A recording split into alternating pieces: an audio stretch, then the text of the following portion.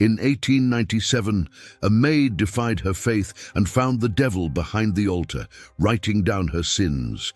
Under the faded glow of a single lantern, a man stumbled through the muddy streets of New Orleans in 1897. His clothes were torn, his face pale, his eyes wild, as if he had seen something unspeakable.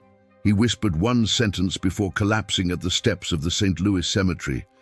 "They're still down there, buried alive." The next morning, the city awoke to a rumor that spread faster than fire, that beneath the crumbling mansion of the LaRoche family, a secret chamber had been discovered. A chamber filled not with gold, but with screams from the past. Tonight, you'll uncover the truth that the newspapers refuse to print. You will walk through the corridors of one of the most disturbing cases of 19th century America.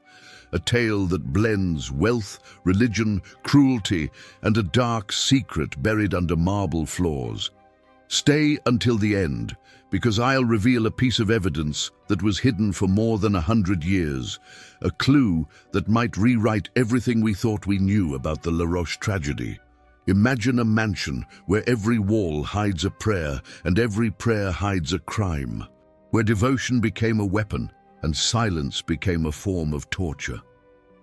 Behind the grand facade of charity and faith, the LaRoche built something far more sinister, a place of atonement for those who defied them. The story begins with a woman, Adeline LaRoche, the matriarch of the family, known for her generosity to the church and her merciless treatment of her servants. Her obsession with purity and redemption turned her home into a labyrinth of punishment. And when a series of servants began disappearing without a trace, whispers began to rise from the French Quarter. The LaRoche mansion takes the souls of the guilty. But guilt, as history shows us, is a matter of perspective. Before this tale ends, you will see how a woman's twisted sense of salvation led to one of the darkest mysteries in Southern history, and why to this day, some say, the cries beneath the mansion have never stopped. Let's begin. At the end of the 19th century, New Orleans was a city balanced between elegance and decay, a place where music, mysticism, and misery coexisted in the same narrow streets. Gas lamps flickered above cobblestones, still damp from the river breeze, and the air carried a strange perfume of jasmine, tobacco, and secrets. The city's elite flaunted their wealth in extravagant mansions, built with slave labor just decades earlier. Behind those heavy oak doors, the old families of French descent, the Creoles, ruled their worlds like forgotten nobility. They attended Sunday Mass with perfect grace, whispered in French about scandals, and hired servants whose names they never cared to remember. It was in this world that the LaRoche family reigned. Their estate, sitting near Esplanade Avenue, was famous for its white pillars and its immense garden filled with marble angels. To outsiders, it was a symbol of refinement, a monument to piety and success. But to those who worked there, the mansion carried a different reputation. Servants spoke of locked rooms, cold prayers before dawn, and an unshakable feeling that the house itself was watching them. Adeline LaRoche had inherited not just her family's fortune, but their obsession with spiritual purity. The daughter of a French priest and a Southern aristocrat, she saw herself as a chosen instrument of divine correction. "Sin," she once wrote in her journal, "must not be punished with death, but with silence." The late 1800s were an age of contradiction in Louisiana. The Civil War had ended, but its ghosts still lingered in the alleys and plantations. Superstition and religion were tangled together. Voodoo ceremonies shared nights with Catholic processions. People believed in omens, curses, and spirits trapped between worlds, and few places embodied that collision of faith and fear more than the LaRoche mansion.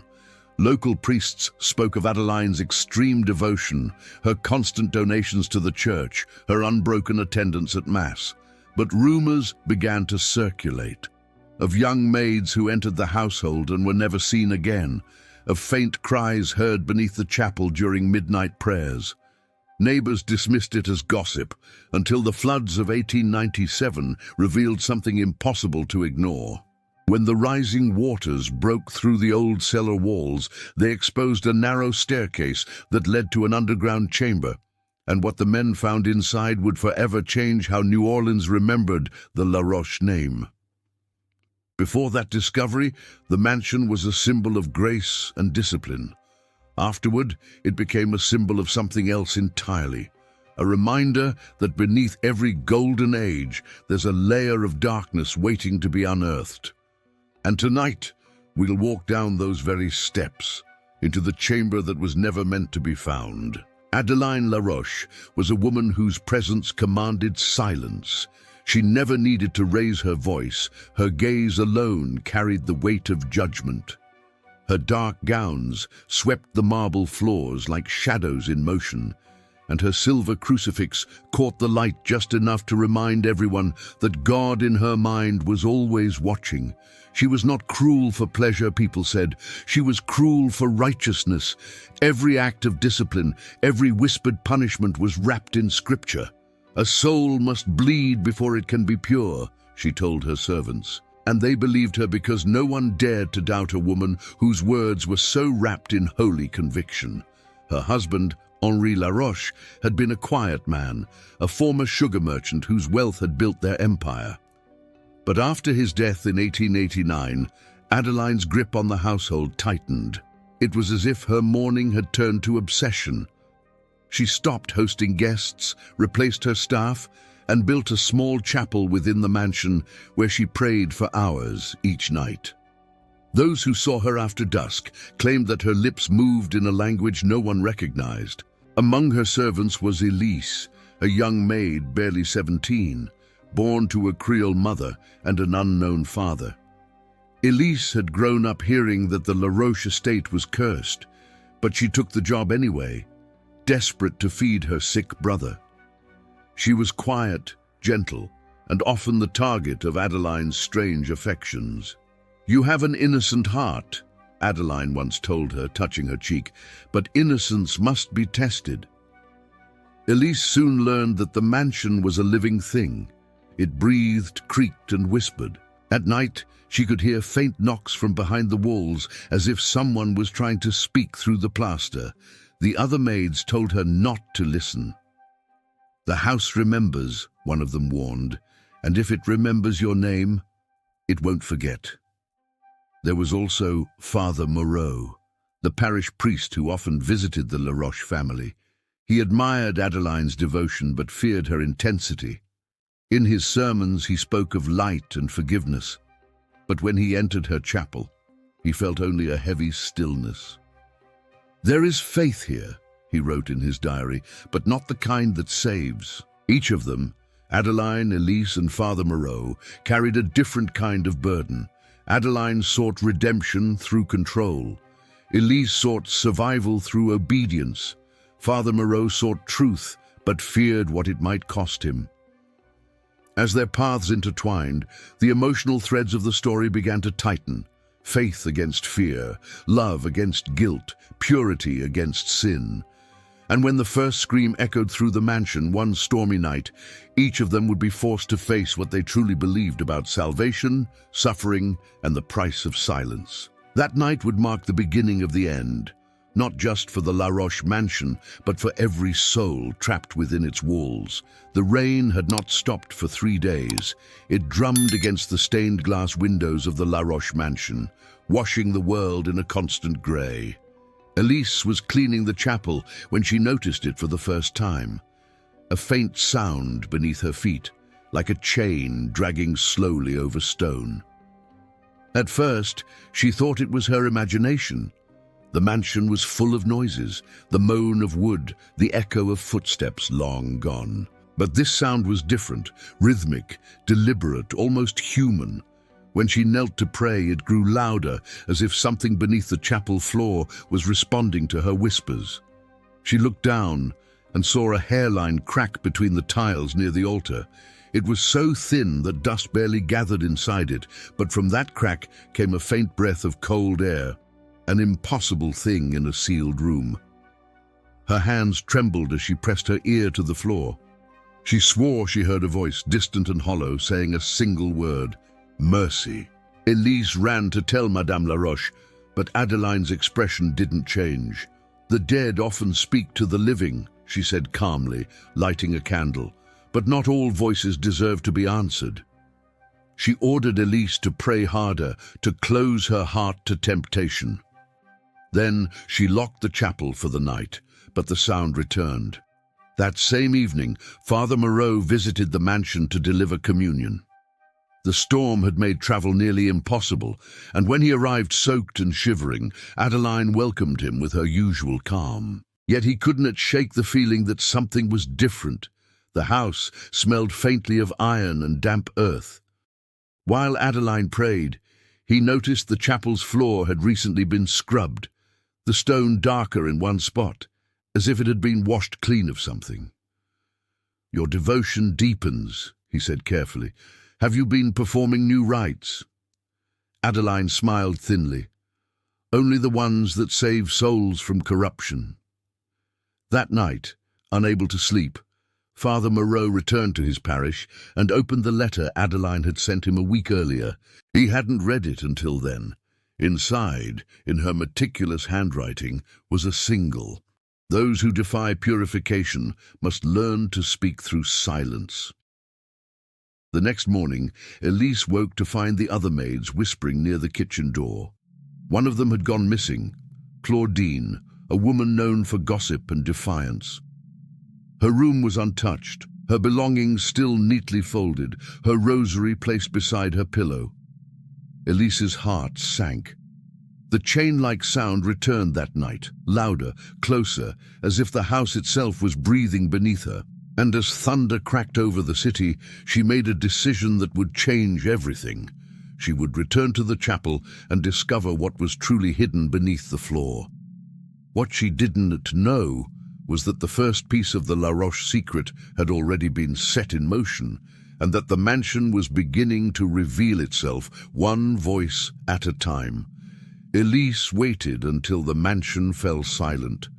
The rain had stopped, but thunder still rolled across the horizon, like a warning too late to be heard. She carried only a candle and a small iron key she had stolen from Adeline's study, a key she believed would open the chapel door.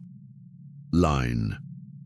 When the lock turned, the sound echoed through the hall like a gasp.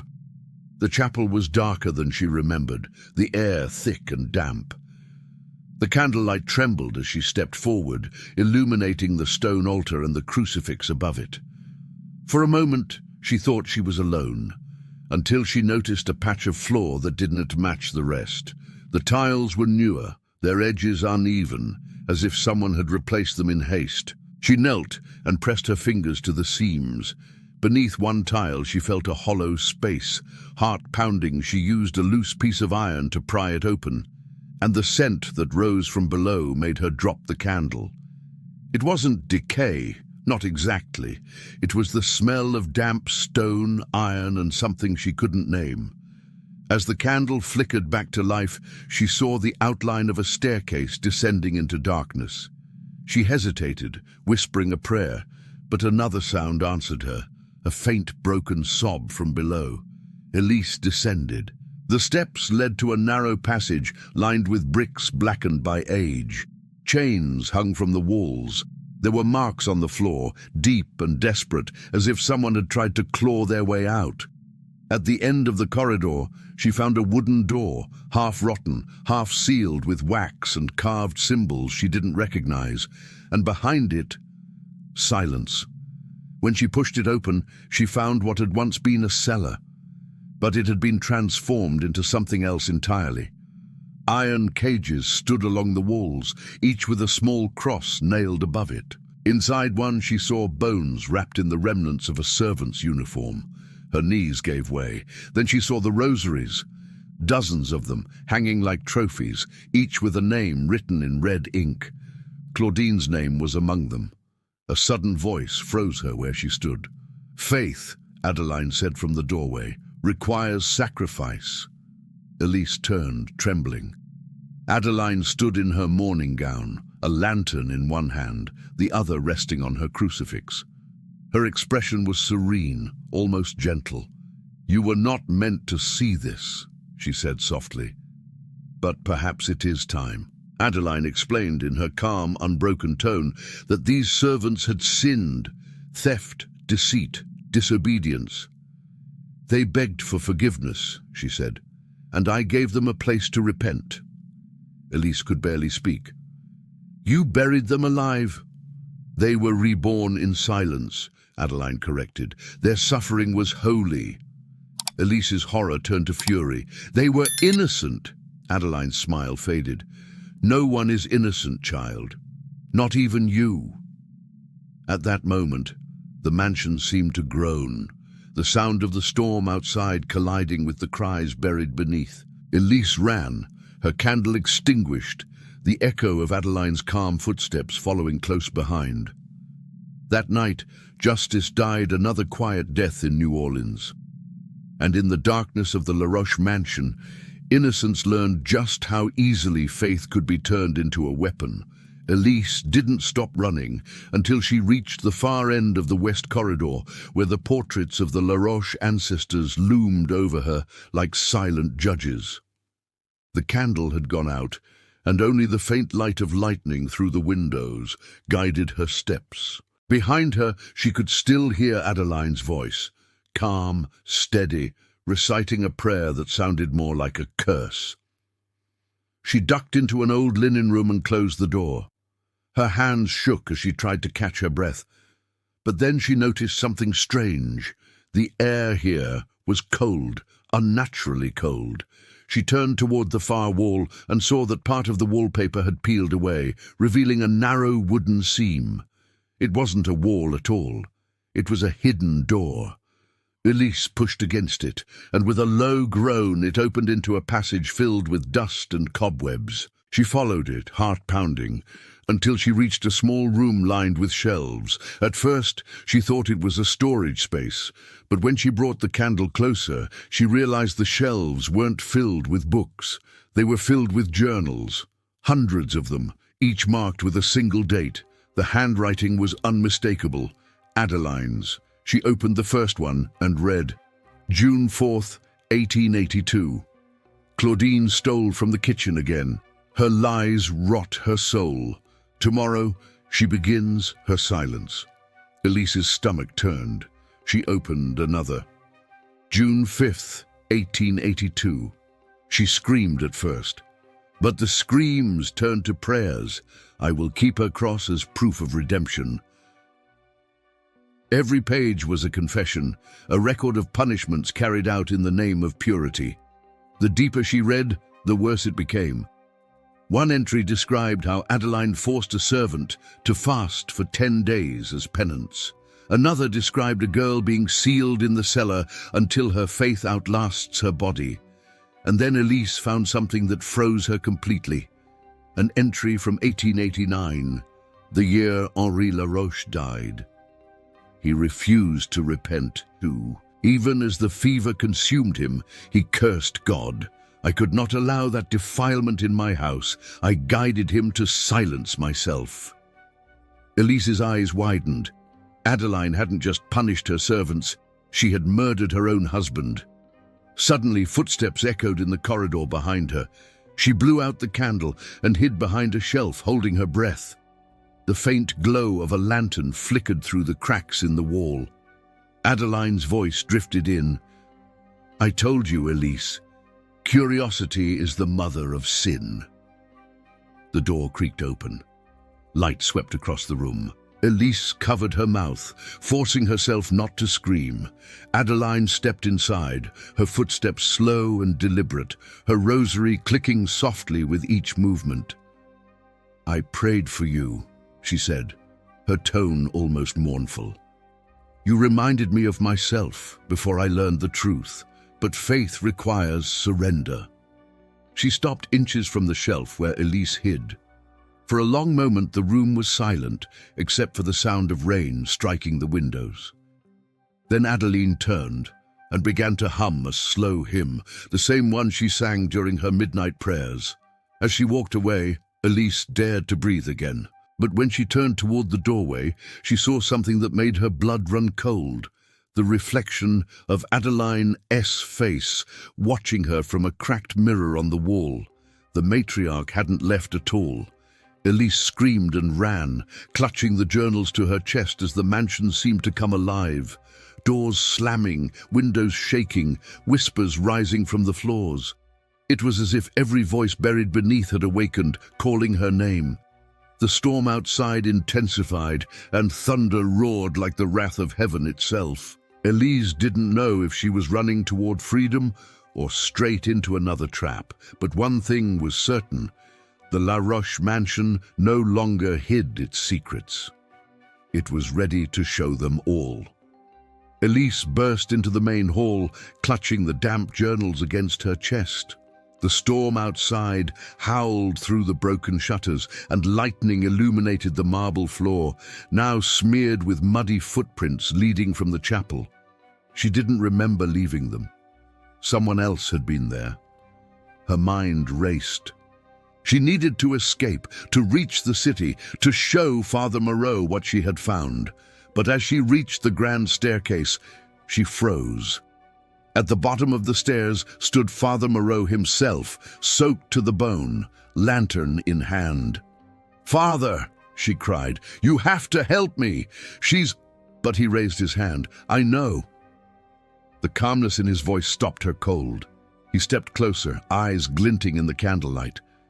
"I came because I feared what I would find here, but I didn't expect you to uncover it so soon." Elise frowned. "You knew?" "I heard the confessions," he said softly. "Every one of them. Adeline's tears, her guilt, they were real. But the church, it forbade me from intervening. She was too powerful, too generous." Elise felt the ground tilt beneath her. "You let her do this?" Father Moreau's jaw tightened. "I thought her faith would save her. I thought if she faced her own darkness, she might stop, but I see now." He looked up the staircase where Adeline's shadow appeared, candle in hand. The darkness was never meant to be cured. Adeline descended slowly, her expression serene. "You came, Father. At last. Have you come to absolve me?" Lightning flashed. For a split second, Elise saw the truth. Both of them wearing identical rosaries, identical crosses. The priest and the widow were bound by something deeper than faith. Father Moreau whispered, "She confided everything in me, and I in her." Elise stepped back, horrified. "You helped her." "No," Adeline said. "He witnessed. He understood what must be done." "Salvation," Father Moreau murmured, almost to himself, through silence. Before Elise could move, Adeline's hand shot forward, striking the candle from Elise's grasp. The journals fell, scattering across the wet marble floor. Pages fluttered open, revealing lines written, not just by Adeline, but by another hand. Elise bent to look closer. The handwriting was different, the ink darker, the words colder. "Her devotion is complete. The chamber is ready. Tonight, I will guide her through the final sacrament." The signature at the bottom read, "Father Gabriel Moreau." Elise's breath caught. The truth crashed over her like the thunder outside. The chamber hadn't been Adeline's creation alone, it had been theirs. Adeline smiled through the flickering light. "Now you understand, child. Redemption is never the work of one soul alone." Elise backed away, her voice breaking. "You buried them together. Priests, servants, sinners." Adeline tilted her head. "No, my dear. We buried doubt." The lantern light dimmed, and for the first time, Elise realized the storm outside had stopped. The house was silent, too silent. Then, from somewhere deep below, came a single knock. Once, twice, a third time. Adeline's eyes lifted toward the ceiling. "They've come for confession," she whispered, and Elise knew the true horror of the La Roche mansion was only beginning to reveal itself. The silence that followed the three knocks was unbearable. Elise stood frozen, the journals scattered around her feet, while Father Moreau lowered his lantern and whispered something too faint to hear. Adeline, calm as ever, closed her eyes as if listening to a distant choir. Then, somewhere in the walls, came the sound of gears turning, slow, grinding, deliberate. Elise turned toward the great portrait of Henri Laroche hanging above the staircase. The eyes in the painting seemed to shimmer in the candlelight, and then, with a deep groan, the wall behind it began to move. A hidden door revealed itself. Adeline smiled faintly. "He built it for me," she murmured. "My dear Henri, even in death he obeys." Father Moreau's face was pale, his voice trembling now. "Adeline, you told me it was sealed forever." "It was," she said, "until the faithful returned." Elise didn't understand, not yet. But as Adeline stepped through the doorway, she followed, desperate for answers. The passage beyond was narrow and steep, leading down into the bowels of the mansion. The air grew colder, heavier, almost suffocating. The sound of dripping water echoed from somewhere below. Lantern light flickered over the walls, revealing strange inscriptions, crosses, Latin verses, and the names of the missing servants carved into the stone. The deeper they went, the clearer it became. This was not a cellar. It was a sanctuary. At the end of the passage stood an iron door, adorned with symbols of both the church and something older, something that didn't belong to any known faith. Adeline reached into her gown and withdrew a small iron key. "Only the righteous may see the truth," she said, and turned it in the lock. The door opened to reveal a chamber unlike anything Elise had imagined. Hundreds of candles lined the walls, burning low and steady despite the damp air. The floor was covered with chalk circles, sigils, and dried roses. And at the center stood a stone altar, cracked, stained, and surrounded by what looked like relics, bones wrapped in rosaries, tattered veils, even fragments of letters burned around the edges. On the wall behind the altar hung a large wooden cross. But instead of Christ, the figure bound to it was unrecognizable. A skeletal shape wrapped in faded robes, a mask nailed to its face. Elise stepped closer, trembling. What is this?" Adeline's voice was almost tender. "A monument to those who found redemption." Father Moreau's lantern shook in his hand. "You told me this was symbolic, that no body was ever kept here." Adeline turned toward him, her eyes glowing with something between love and madness. "And you believed me? Oh, Gabriel, you always believed. What made your faith easier?" She moved toward the altar, her fingers brushing against the carved stone. "Every name carved here is a soul I saved. The church refused them. Society cast them aside. But I gave them peace. I gave them silence." Elise's voice cracked. "You murdered them." Adeline smiled faintly. "No, child, I listened to them. Even now they whisper." The room seemed to vibrate, a low hum rising from the walls. Elise backed away, realizing the sound wasn't coming from the air, it was coming from beneath the floor. She knelt and touched the stone. It was warm.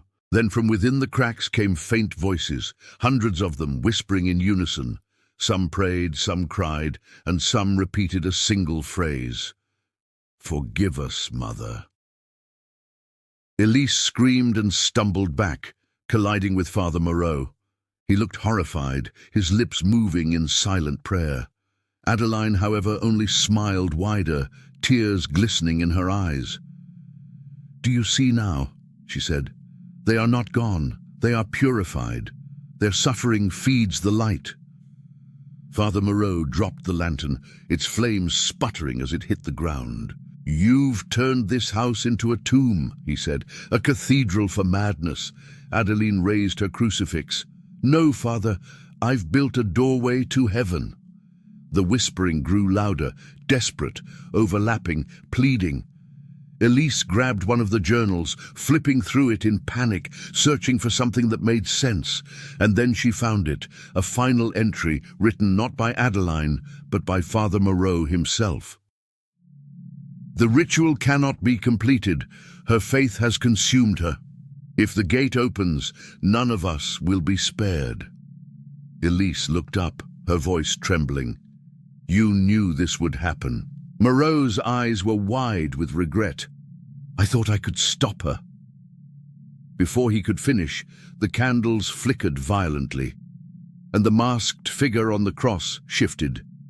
A dry, cracking sound echoed through the chamber as the mask turned slightly toward them. Adeline fell to her knees, weeping. He hears us, she whispered. At last. Elise stumbled backward as the walls began to tremble. Dust fell from the ceiling. Somewhere, deep below, the ground moaned like a living thing. And in that moment, she realized the truth. This wasn't just a place of punishment. It was a vessel, a machine built from faith, guilt, and blood, and Adeline had just set it in motion again. The chamber trembled. Candles guttered and hissed as if protesting the air itself, and the whispers beneath the floor rose into a cacophony of desperate voices. Elise pressed herself against the cold stone wall, clutching the journals to her chest. She could feel the vibrations through the floor, a pulse like the heartbeat of the mansion itself. Adeline knelt at the altar, her hands clasped tightly around her crucifix, her lips moving in a prayer that sounded more like incantation. Father Moreau stood behind her, pale and trembling, his lantern casting long, quivering shadows across the walls. Then the masked figure on the cross moved, slowly. The skeletal body shifted, the head tilting toward Elise and Father Moreau. The mask's hollow eyes seemed to glimmer with a life of their own. The hum that had begun as whispers now rose into a roar, echoing off the stone walls like a chorus of the damned. Elise's knees buckled. This isn't salvation, she gasped. It's a trap. Adeline's voice cut through the chaos, calm as ever. No, my child, this is revelation. The chamber has always been alive. Every soul that passed through here, every sinner, every faithful, every doubter, they feed it. It is the proof of faith, made manifest. Father Moreau stepped forward, his voice shaking. Adeline, it doesn't have to end like this. The church, You cannot stop what has begun, she interrupted. You helped me bring it to life. Every confession, every punishment, every soul buried in silence, you guided me. The ground beneath them cracked. Dust and debris fell from the ceiling. From the deepest shadows, more figures began to emerge, their bodies twisted, their faces obscured by masks and tattered robes. Elise recognized some of the servants, the ones whose names she had seen in the journals. Claudine, Elise's own friends, even figures she had only heard of in whispered stories. They were alive, yet not alive, their eyes hollow, their mouths moving in silent prayer. Her stomach turned. They're trapped between life and death. Yes, Adeline whispered, tears streaming down her face, and they are pure.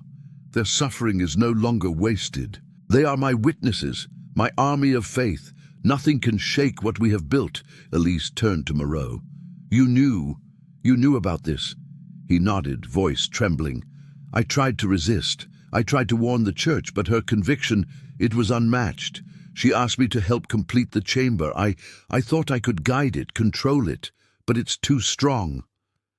A sudden gust of wind blew through the chamber, extinguishing the lantern. Darkness swallowed everything, and Elise felt herself being pulled toward the altar. She struggled, but invisible hands seemed to push her closer. The whispers became screams, the cacophony almost deafening. Then Adeline spoke, her voice rising above the roar. Elise, step forward. You will see the truth of faith. Reluctantly, Elise obeyed, her feet moving, as if of their own accord. When she reached the altar, Adeline lifted the crucifix high. The candle flames reignited, illuminating the chamber in an eerie golden light. The skeletal figure on the cross began to shift again, its mask cracking, revealing not a face, but a mirror. Elise stared into it and gasped. Reflected back at her were not her own eyes, but the eyes of every soul buried in the mansion, the maids, the servants, the children, even Henri Laroche himself. Their mouths moved in silent prayer, their eyes pleading for recognition. It's all of them," Elise whispered. "The chamber. It contains them. Their souls." "Yes," Adeline said softly, "and now you understand why faith alone is not enough. The chamber does not discriminate. It gathers, it purifies, it preserves. Those who pass through here are part of something eternal." Father Moreau dropped to his knees, tears streaming down his face. "Adeline, you've become more than mortal. You've become the vessel." Adeline looked at him, sorrow and triumph intertwined. "Not I alone, we both are. Faith is shared, suffering is shared. The chamber does not belong to one, it belongs to all who guide it." Elise's mind reeled. So, all those disappearances, all the screams, the punishments, it wasn't just cruelty, it was preparation. They were sacrifices to awaken this. "Yes," Adeline replied. "Each act, each prayer, each confession built the energy that powers the chamber. Every life offered willingly or unwillingly has strengthened it, and now it is complete." The room trembled again. The skeletal figure on the cross began to rise, slowly lowering itself from its bindings, its mask splitting entirely. The chamber seemed to breathe, its walls vibrating as if it were alive. Elise realized the truth in a horrifying instant. The chamber was not just a place of punishment or salvation, it was a bridge between life and death, between the mortal world and something far older, far darker. And at that moment, she understood the ultimate revelation. The Laroche mansion had never been a home. It had always been a machine, built over decades of faith, fear, and cruelty, designed to trap souls, to transform suffering into power. Adeline knelt again, raising her hands to the ceiling. "It is finished. The gate is open. The faithful are ready. The world above may never know what lies below, but the truth is eternal." Elise stumbled backward, horror-stricken. "And we're part of it too." Adeline smiled almost lovingly. "Every observer, every doubter, every soul who witnesses the chamber, yes, you are now part of the story. And one day when the time comes, you may be part of the vessel itself." Lightning cracked through the chamber, illuminating the faces of the trapped souls. They raised their eyes to Elise, their silent pleas piercing her very soul. The whispers had become a chorus, insistent and commanding.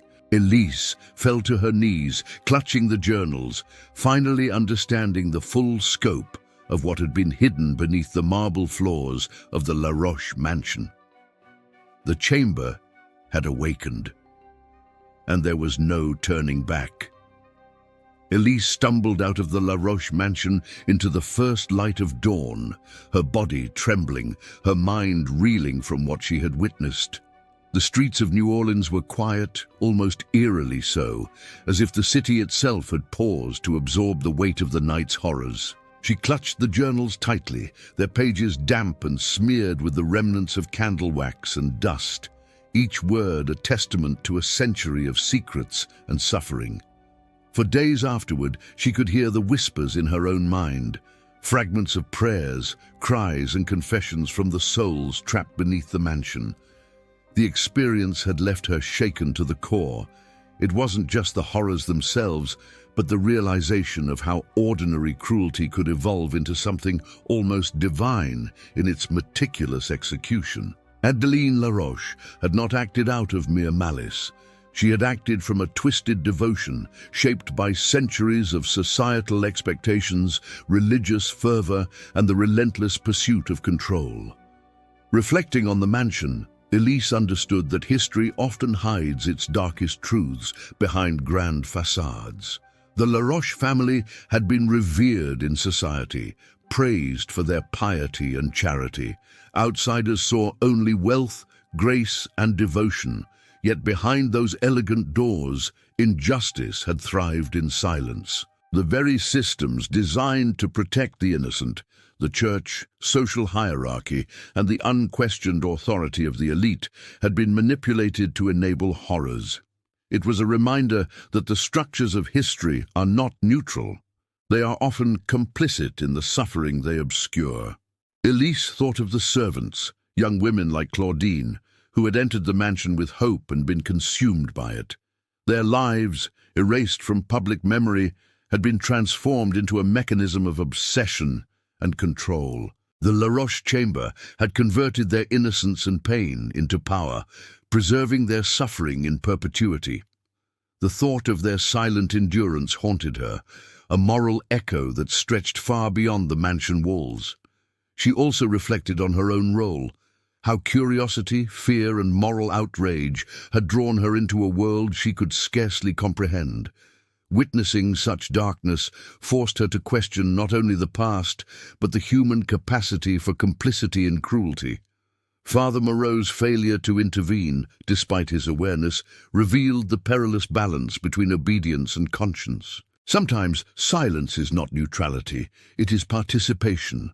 The story of the Laroche mansion was more than a tale of a single family's depravity. It was a mirror to society, reflecting the consequences of unchecked power, blind faith, and the way injustice can be normalized over generations. Elise realized that history is rarely written by those who suffer. It is written by those who survive, and often by those who decide what truths may remain hidden. Yet amidst the horror, there was a strange, unsettling sense of awe.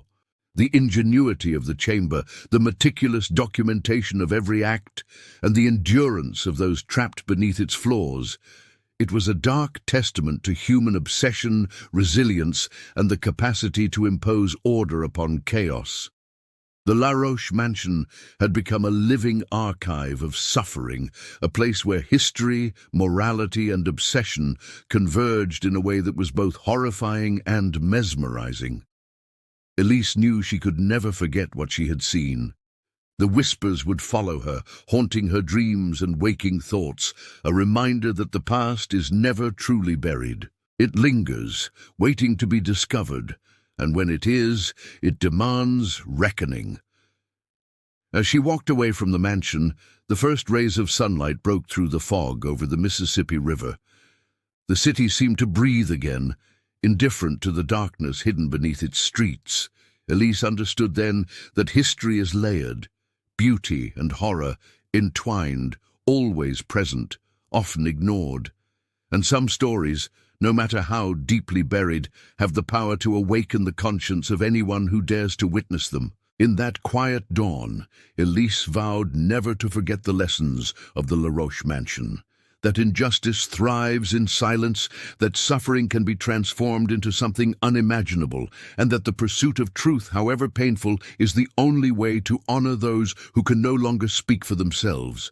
If the story of the Laroche mansion sent chills down your spine, you're not alone. This tale is one of those rare stories that lingers in the mind long after the final page is read, a haunting reminder of the darkness that can hide behind elegance and faith. But I want to hear from you.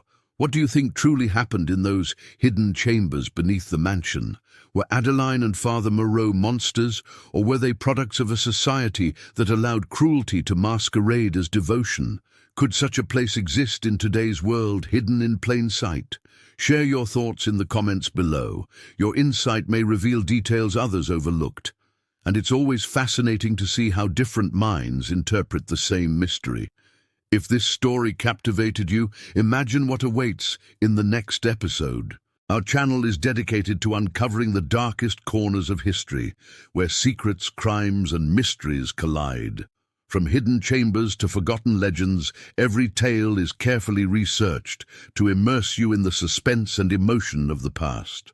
To make sure you don't miss our next deep dive into history's most chilling mysteries, hit that subscribe button and turn on notifications. By subscribing, you become part of a community that shares a love for uncovering truths long buried. And you'll be the first to know when a new story drops, stories that make you question what you think you know about the past. And if you found yourself gripping your seat during this story, give this video a like. It helps us bring more of these incredible historical mysteries to life, and it shows that you're as fascinated by the hidden, the dark, and the unexplained as we are.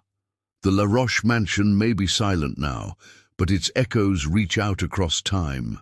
And by joining our community, you become part of the journey to uncover them. Comment, subscribe, and stay with us as we explore the hidden, the haunting, and the historically impossible. Every like, every comment, every subscription helps us continue revealing stories that history tried to bury. So let us know, what would you have done if you were Elise standing in those cold, candlelit chambers? Would you have fled or stayed to uncover the full truth? Your voice matters, and the conversation is just beginning. As Elise stepped away from the La Roche mansion, the first morning light revealed a city seemingly untouched by the horrors hidden beneath its streets. But she knew better.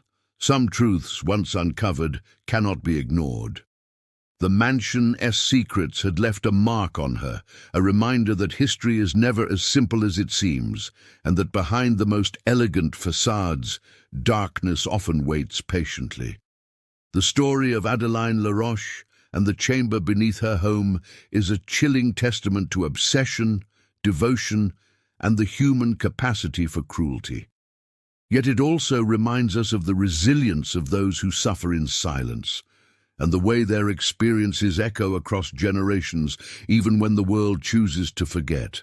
Elise carried the journals, the memories, and the whispers of the lost souls with her, a weight she could neither discard nor fully comprehend. But while one mystery had been revealed, countless others remained.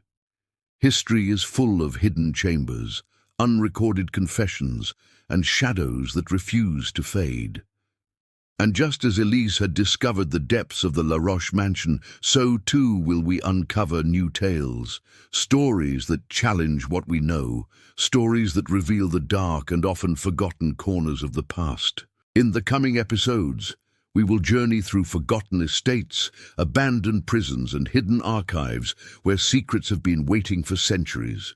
We will meet figures whose lives were marked by injustice and cruelty, and whose stories have never fully been told. Every tale will bring new revelations, new chills, and new reflections on how history shapes the present. So, as you reflect on the fate of Elise, Adeline, and the countless lost souls beneath the mansion, remember this: the past is never truly gone. Its echoes are around us, in the streets we walk, in the buildings we pass, and in the stories we choose to uncover. History waits for those willing to listen, to question, and to seek the hidden truths beneath the surface. Make sure to stay with us, because the next story promises to be just as haunting, just as revealing, and just as impossible to forget. The mysteries of the past are vast, and only those who dare to explore them will discover what lies beneath, truths that have been buried for centuries, waiting for the right moment to resurface. The La Roche mansion is silent for now, but history is alive, and the next secret, the next revelation, may be closer than you think. Keep your curiosity sharp, your courage steady, and your mind open, because the next tale will challenge everything you thought you knew about the past. The journey through history's darkest mysteries has only just begun. And when you return, prepare to step once again into the shadows, where every story hides a truth waiting to be uncovered.